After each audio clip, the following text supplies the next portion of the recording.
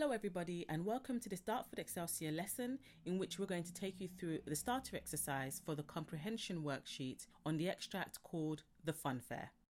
In this starter exercise, we're going to go over the key elements of active reading. Your teacher may have taken you through this before, but let's just recap about exactly what active reading is and why it's such an important tool to use when you're doing any sort of comprehension exercise. So when we read actively, it means that we're engaged with the text. We should be asking ourselves a set of questions as we work our way through the passage. The first question we should be asking ourselves is, what's the key information here? What is the writer actually trying to tell us? What are the facts? What are the opinions? What is actually happening?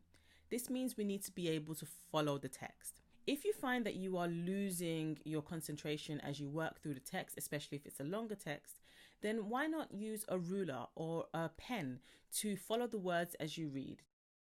The next things we should be thinking about are the language and the structure. We should be looking at the specific words and how the different pieces of information are laid out within the text and asking ourselves if there's anything significant or interesting about how the writer has chosen to give us this information. But we can't stop there. We have to actually look at the effect of these choices. If the writer has used a particular word or sets out the information in a particular way, we should be thinking about what effect that is having on us as the reader. Is it making us feel a certain way or think a certain thing? That should be noted down on your script as well. In addition to asking ourselves these questions, active reading requires that we are actually doing something when we are reading. And that means that all of those questions and our initial ideas about those questions, we need to make sure that we are documenting that on our script in real time as the ideas are coming to our head. The way that we do this is through highlighting, underlining, and annotation. I'm sure you've come across these before.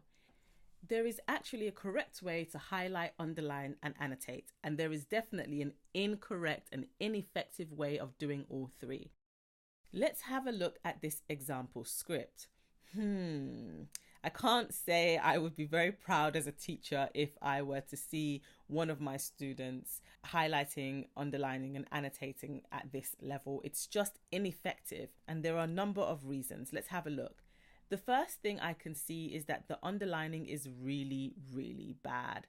If we have a look at line 12 and 13, we can see that some of the underlining is actually going through the words.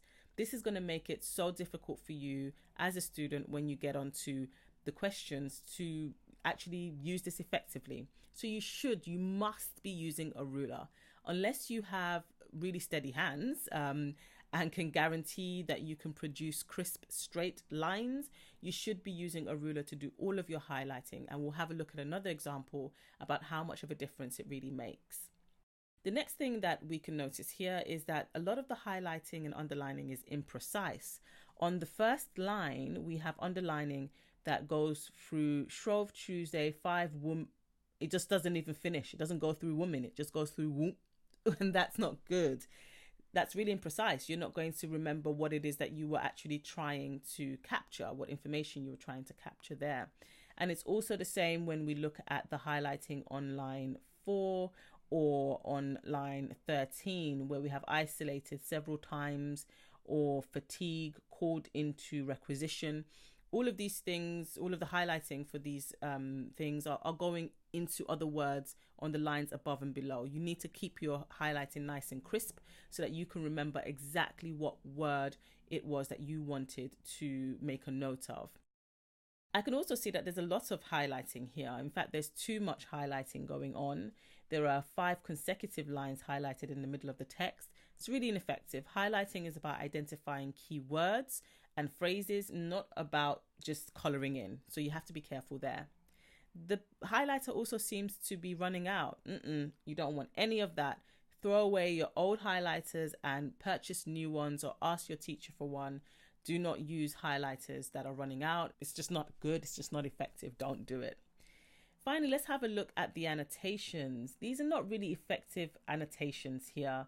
They're really just synonyms. So we have, for example, isolated. The annotation is alone. Alarmed. The annotation is scared. this isn't really helping you. When you come to start to analyze language and structure, you haven't given yourself a head start, which is really what active reading is about.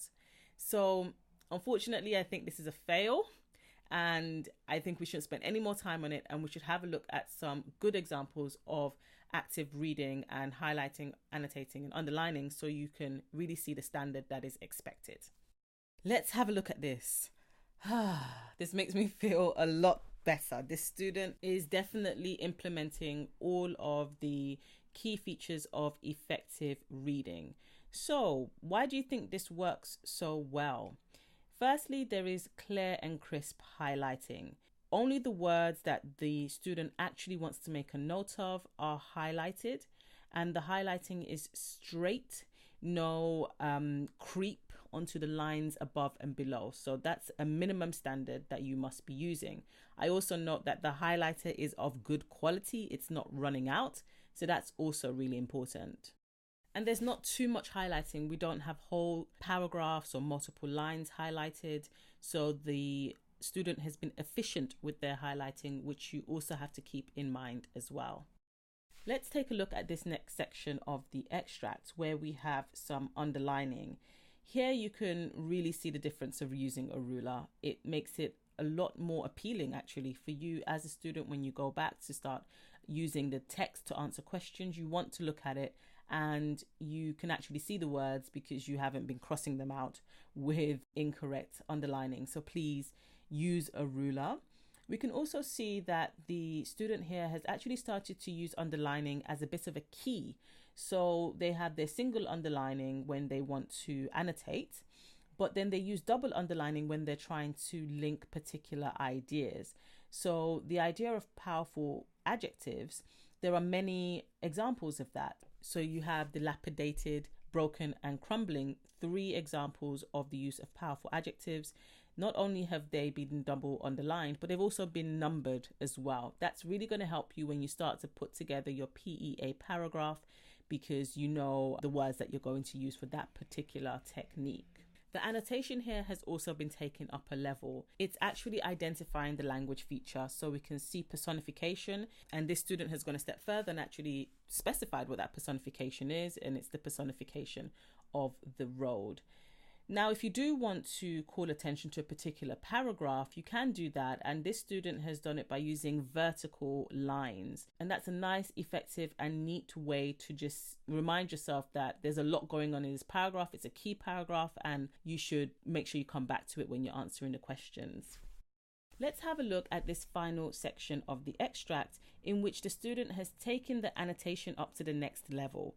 It would be really great if you can get to this level where you're putting down this level of detail in your annotation, because it's going to save you so much time and help you so much to organize your thoughts when it comes to putting down PEA paragraphs in your answers.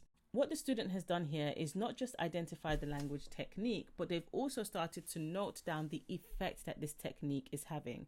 Remember, the effect is really the most important part of your language and structure analysis. The student has not just identified that implements is a very specific noun, but they've also gone a step further and said that the use of this word creates mystery and tension. They then go on to underline loud exclamation, and they've made the note that the technique is an emotive noun and verb. And they've also gone a step further and said this creates shock, which builds tension and anticipation. Can you imagine how easy it's now going to be for this student to start to put together really strong PEA paragraphs and identify all of the information that they need for when they are answering the questions? So that's a quick run through active reading and the standard that is expected of you. So now it's your turn. Have a read through the extracts from the short story, The Funfair, and make sure that you are actively reading. So try to implement all of the techniques of effective active reading that we've gone through in this lesson. Then have a go at the comprehension questions. We wish you the best of luck, and we hope to see you on a future Dartford Excelsior video. Take care.